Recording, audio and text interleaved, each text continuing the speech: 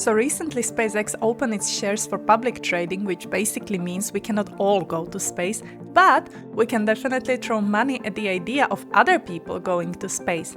And of course, it got me thinking, if humans do eventually start hopping between planets, how long before we find something weird and immediately decide, yeah, this is mine now?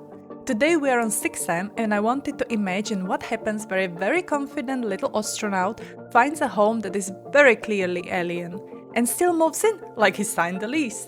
On the surface, it looks like a futuristic research base, but the story is really about the human arrogance, resource hoarding, and one alien who is about 10 steps ahead. With that said, let's hop into the build! We're building on Sixam because if you're going to be an arrogant human, you might as well do it on the weirdest planet we've got in the Sims 4. Instead of boring space bunker, I wrapped the whole build around this giant alien tree, like the planet itself just decided, fine, I'll build my own house. From the trunk, I added circular platforms as branches, each one with a specific purpose.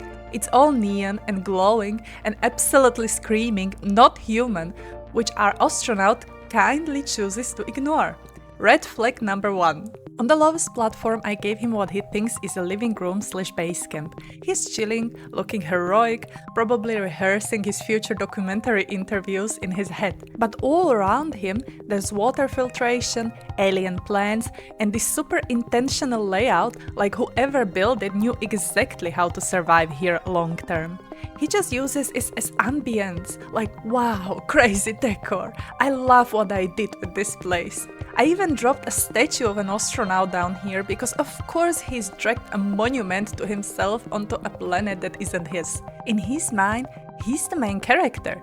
In reality, he's the roommate who never paid the rent. Next platform up, the bedroom. I used those floating beds from Get Famous because they look like alien tech that humans would immediately claim and slap a patent on. To him, this is just advanced human design. It doesn't cross his mind for 1 second that these might have been built for a completely different species, different body, different needs.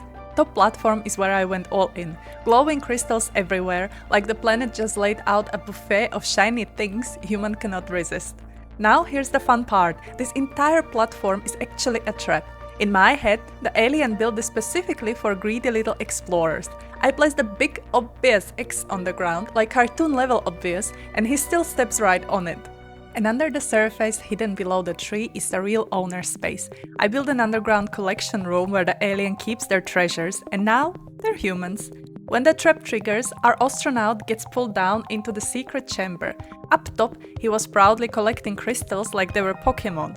Down here, he's the one being catalogued, probably under species loud, entitled, ignores obvious warning signs. So yeah, this whole build is basically a roast of human arrogance wrapped in a neon and crystals. The astronaut never once thinks, could this belong to someone else? He just assumes everything he sees is either decoration or a loot. Meanwhile, he's standing on an alien's porch, sleeping in their bed, raiding their crystal stash, and posing next to a statue of himself. If main character syndrome was a build, it would be this guy on Sixam. Let me know in the comment section what are your thoughts on this. If you enjoyed the video, consider subscribing. Thank you so much for watching. Have a wonderful rest of the day and see you next time. Bye bye!